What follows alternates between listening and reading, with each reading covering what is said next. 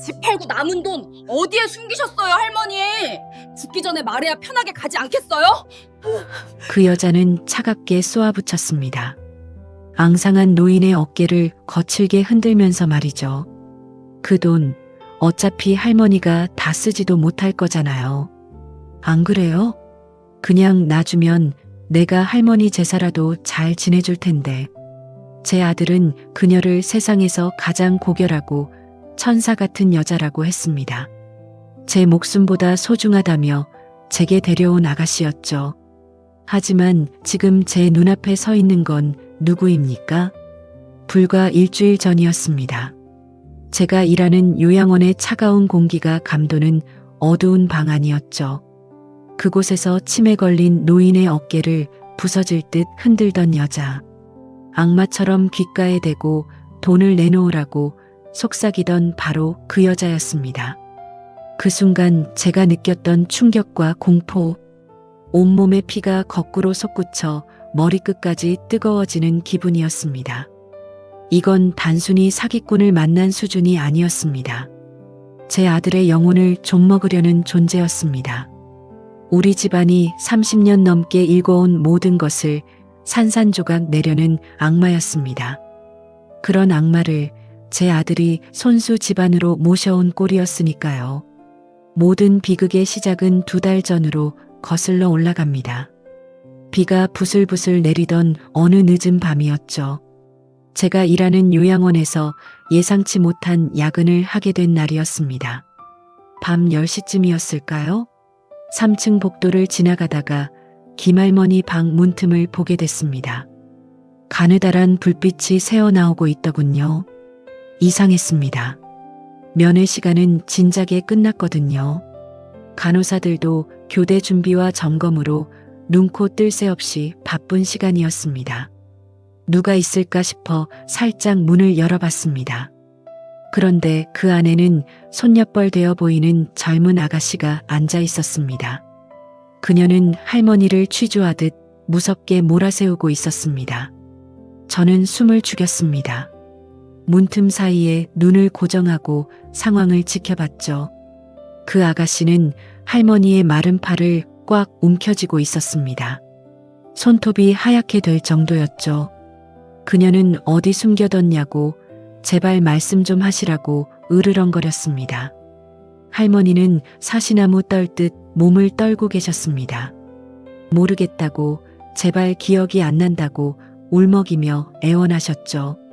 그러자 그 아가씨가 할머니의 얼굴 가까이 자기 얼굴을 바짝 들이밀었습니다. 그리고 소름 끼치게 비웃더군요. 거짓말 마세요. 집 팔고 여기 들어오실 때 분명 3억 넘게 챙기신 거 내가 다 알아. 그 돈 어디 갔겠냐고. 그녀의 목소리는 점점 더 낮고 날카로워졌습니다. 당장 말 안 하면 여기서 평생 못 나가게 해줄 테니까 알아서 해. 아니면 여기서 조용히 죽여줄까? 아무도 모르게. 할머니는 급기야 무섭다며 제발 살려달라고 빌기 시작했습니다. 살려만 주면 뭐든 하겠다며 비굴하게 매달리셨죠. 87 노인의 존엄이 무너지는 현장이었습니다. 그곳은 지옥 그 자체였습니다. 그 장면을 보는 순간 저는 온몸에 소름이 돋았습니다. 비명을 지를 뻔했지만 입을 틀어막고 간신히 참았죠. 저는 문을 조용히 닫았습니다. 그리고 복도 끝 간호사실 뒤 어두운 그림자 속에 몸을 숨겼습니다. 거칠게 몰아쉬는 숨을 죽이며 계속 지켜봤습니다. 10분쯤 지났을까요? 그 아가씨가 방에서 나왔습니다. 그녀의 얼굴은 짜증과 살기가 가득했습니다. 복도 불빛 아래서 본 그 얼굴, 참 단정하고 예쁜 이목구비였습니다. 하지만 입가에는 피 냄새가 날 것 같은 비릿한 냉소가 서려 있었죠. 저는 그 찰나의 얼굴을 제 뇌리에 낙인처럼 새겼습니다.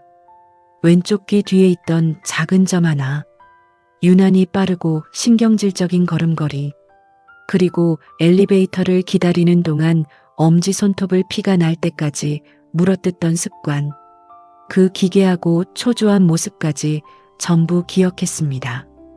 그로부터 정확히 일주일 뒤였습니다.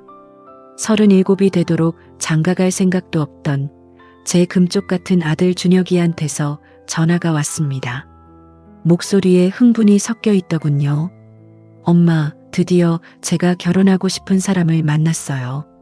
인생의 동반자를 만난 기분이에요. 아들은 계속해서 말을 이었습니다. 내일 인사 갈 테니까 정성껏 준비해 주세요. 정말 귀하고 아름다운 사람이에요. 아들이 드디어 짝을 만났다는 소식에 제 가슴은 오랜만에 요동쳤습니다. 저는 남편을 일찍 보내고 홀로 억척스럽게 아들을 키웠습니다. 아들의 행복이 곧 제 삶의 유일한 목적이었죠. 저는 설레는 마음으로 시장에 나갔습니다. 아들이 좋아하는 갈비와 생선을 사다가 정성껏 상을 차렸습니다. 하지만 약속한 주말 오후였습니다. 현관문이 열리고 그 아가씨가 들어오는 순간 저는 들고 있던 접시를 바닥에 떨어뜨릴 뻔했습니다. 그대로 석상이 된 듯 굳어버렸죠. 바로 그 여자였습니다. 일주일 전 요양원의 차가운 바닥에서 치매 노인의 영혼을 칼로 난도질하던 그 악마. 그 악마가 지금 제 아들의 손을 다정하게 잡고 서 있었습니다. 세상에서 가장 수줍은 미소를 지으며 제 앞에 서 있는 게 아니겠습니까? 그 극명한 대비에 온몸에 오한이 들었습니다. 저는 올해 62입니다. 25의 어린 나이에 갓난쟁이 준혁이를 품에 안고 남편을 떠나보냈습니다. 그때 제 수중에 남은 건 빚 300만 원과 곰팡이 핀 단칸방 하나뿐이었습니다. 눈물 닦을 시간조차 사치였죠. 저는 준혁이를 포대기에 업고 부동산 일을 시작했습니다. 부동산 중개소 문턱을 닳도록 드나들었죠. 독한 년, 미친년 소리를 수없이 들었습니다. 하지만 아랑곳하지 않고 땅을 보러 다녔습니다. 계약서 한 장을 더 따내기 위해 무릎이 깨져라 달렸습니다. 겨울에는 준혁이가 추울까봐 제 겉옷으로 감쌌습니다. 저는 얇은 스웨터 하나로 버티며 영하의 날씨에 땅을 보러 다녔죠. 그렇게 30년을 지옥처럼 버텨냈습니다. 그 끝에 저는 세상 사람들이 부러워하는 부동산 부자가 되었습니다. 하지만 화려한 성공의 그림자 속에서 제가 잃어버린 것이 있었습니다. 무엇보다 소중한 아들과의 시간이었습니다. 새벽에 별을 보며 나가 밤이 깊어서야 들어오는 엄마. 남들 다 가는 학교 운동회나 졸업식에도 한 번 얼굴을 비추지 못한 엄마. 준혁이에게 저는 존경의 대상이었을 겁니다. 하지만 동시에 지독한 결핍과 증오의 존재였을 거예요. 제가 불을 쌓을수록 아들과의 심리적 거리는 멀어졌습니다. 어느새 한 달에 한 번 통화조차 서먹한 사이가 되어버렸죠. 아들은 제 돈을 증오했습니다. 하지만 동시에 그 돈이 주는 풍요로움에 기생하며 살고 있었습니다. 자존감은 낮고 자격지심은 강한 기이한 어른이 되어 있었던 겁니다. 60이 되던 해였습니다. 저는 돌연 요양원 일을 시작했습니다. 돈이 넘쳐나는데 왜 그런 고생을 사서 하냐며 다들 저를 미쳤다고 했습니다. 하지만 저에게는 절박함이 있었습니다. 누군가에게 순수한 사람으로서 필요한 존재가 되고 싶다는 마음이었죠. 빌딩 주인 이 여사라고 불릴 때 느껴지는 그 가식적인 복종이 지긋지긋했습니다. 기저귀를 갈아주고 손을 잡아주는 청소부 아줌마로서의 삶이 오히려 저를 살아있게 했습니다. 그곳에서 운명처럼 만난 분이 김순자 할머니였습니다. 87의 나이에 치매가 오셨죠. 하지만 저를 보면 항상 환하게 웃어주셨습니다. 우리 예쁜 딸 왔네. 밥은 먹었니? 하시며 해맑게 웃어주시는 천사 같은 분이었죠. 할머니는 사실 아주 외로운 분이셨습니다. 젊은 시절 고생해서 일군 집을 판 돈 3억 원이 전 재산이었죠. 할머니는 그 돈을 유일한 혈육이라 믿는 손녀에게 주려 했습니다. 하지만 한편으로는 두려워하고 계셨습니다. 그 손녀가 돈을 노리고 자신을 해칠까봐 걱정하는 복합적인 상태였죠. 그런데 그 손녀라는 탈을 쓴 악마가 바로 제 아들이 데려온 김지혜였던 겁니다. 지혜는 제 앞에서 세상에 둘도 없는 요조 숙녀 연기를 펼쳤습니다. 어머님, 준혁 오빠한테 말씀드렸어요. 요양원에서 봉사하신다는 이야기 듣고 정말 감동했습니다. 그녀는 눈을 반짝이며 말을 이었습니다. 요즘 세상에 그렇게 훌륭한 분이 어디 계시겠어요? 저도 할머니를 모시고 있어서 그 마음 잘 알거든요. 정성이 정말 대단하세요. 저는 그 가식적인 목소리를 들으며 역겨움에 신물이 올라왔습니다. 봉사가 아니라 돈 벌러 다니는 직업인데 지혜 씨는 요양원 청소부 시어머니가 부끄럽지 않니? 제 날선 질문에 지혜는 찰나의 순간 미간을 파르르 떨더군요. 하지만 곧바로 생글생글 웃으며 대답했습니다. 그럴 리가요. 전 어머님의 그런 소박하고 따뜻한 마음씨가 너무 좋아요. 직업에 귀천이 어디 있겠어요. 하지만 준혁이가 잠시 화장실을 간 사이였습니다. 그녀는 180도 표정을 바꿨습니다. 아줌마, 적당히 해. 청소부 주제에 아들 앞길 막지 말고 조용히 밥이나 처먹어. 그녀의 눈빛은 살기로 가득했습니다. 당신 같은 노인네가 감히 내 급을 노네? 준혁 오빠가 당신 창피해서 내색 안 하는 거 모르겠어? 눈치껏 살아, 응? 낮은 목소리로 뱉어내는 그 독설에 저는 전율했습니다. 그녀는 제가 이 건물의 주인이자 수백억 자산가라는 사실은 꿈에도 모르고 있었습니다. 제 아들이 엄마의 직업이 창피해서 요양원 일을 숨긴 것이라 착각하고 있었던 거죠. 저를 벌레 보듯 무시하고 있었습니다. 지혜는 준혁이가 돌아오자 다시 가련한 여주인공으로 돌아왔습니다. 사실 제 할머니도 치매가 심하세요. 강동구 사랑 요양원에 계시는데 저를 못 알아보실 때마다 가슴이 찢어지는 것 같아요. 그녀는 눈시울을 붉혔습니다. 할머니를 생각하면 눈물이 앞을 가려요. 정말 잘해드리고 싶은데 저는 더 이상 이 역겨운 연극을 지켜볼 수 없었습니다.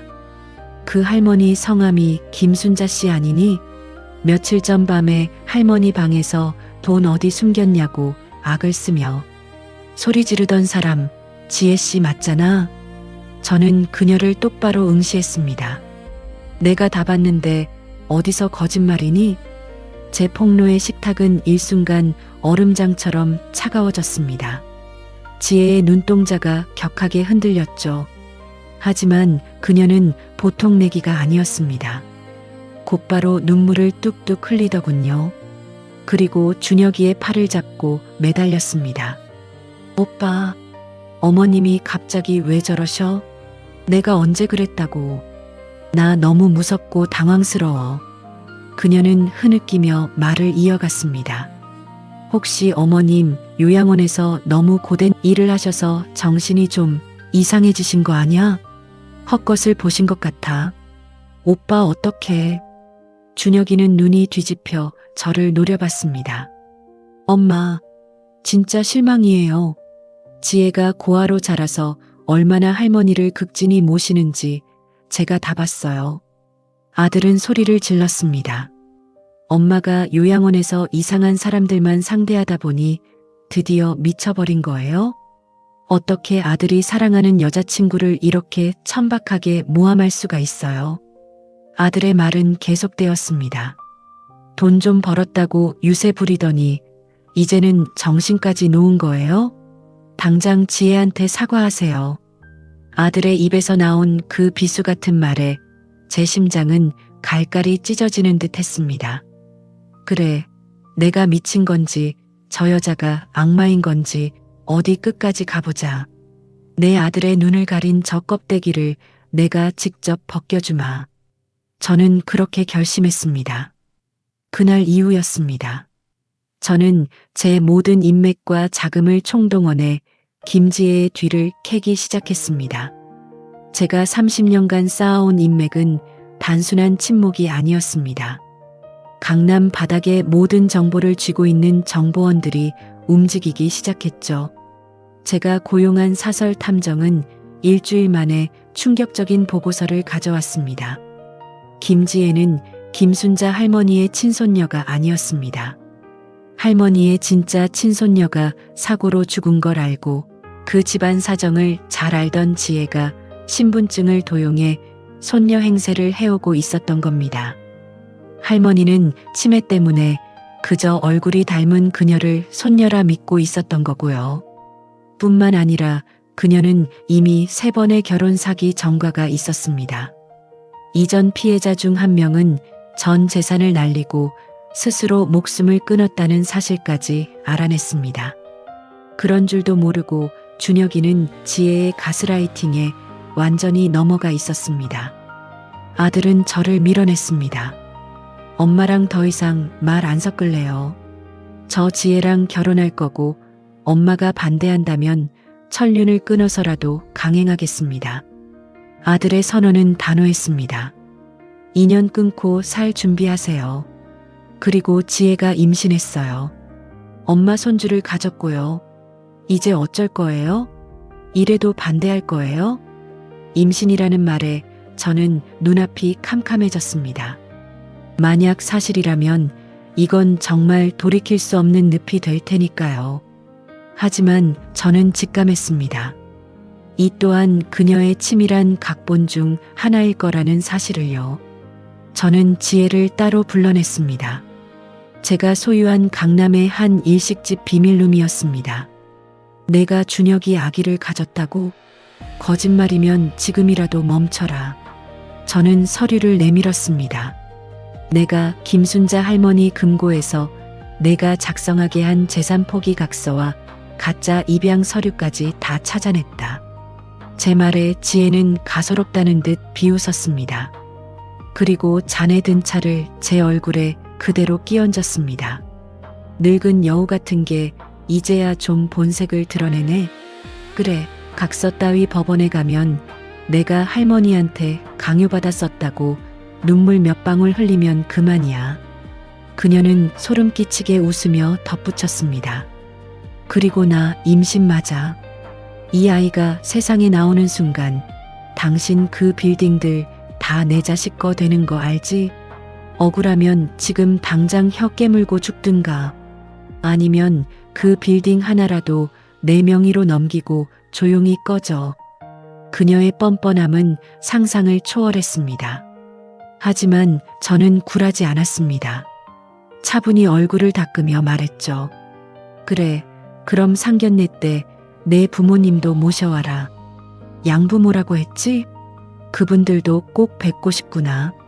내가 얼마나 귀하게 자랐는지 그분들께 여쭤봐야겠다. 지혜는 당황한 기색 없이 대답했습니다. 좋아요. 원하신다면 최고의 부모님을 보여드리죠. 그녀는 당당하게 방을 나갔습니다. 상견례 날이었습니다. 강남 최고의 호텔 중식당에서 만난 그녀의 양부모라는 사람들. 한눈에 봐도 가짜 티가 역력했습니다. 명품으로 온몸을 휘감았지만 젓가락질 하나에서도 천박함이 묻어났습니다. 대화의 수준은 바닥이었죠. 양아버지라는 남자는 인사도 하기 전에 제 건물의 시세를 묻더군요. 그리고 은근슬쩍 증여 이야기를 꺼냈습니다. 우리 사위, 지혜랑 결혼하면 강남에 건물 하나는 명예 변경해 줄 거지? 요즘 증여세가 만만치 않으니 미리미리 해두는 게 좋을 거야. 그는 탐욕스러운 눈빛으로 말을 이었습니다. 우리 지혜가 고생을 많이 해서 그 정도는 받아야 우리도 안심하고 딸을 줄 수 있거든. 안 그렇습니까? 저는 말없이 웃었습니다. 그리고 봉투 하나를 그들 앞에 내밀었습니다. 그 안에는 서류가 가득했습니다. 그들이 강남의 한 역할 대행업체에서 급하게 섭외된 배우들이라는 계약서 원본이었습니다. 지혜가 그들에게 입금한 통장 내역도 있었죠. 그들의 진짜 신분증 사본도 함께 들어 있었습니다. 일당 50만 원짜리 부모님이라니 지혜 씨가 통이 크네?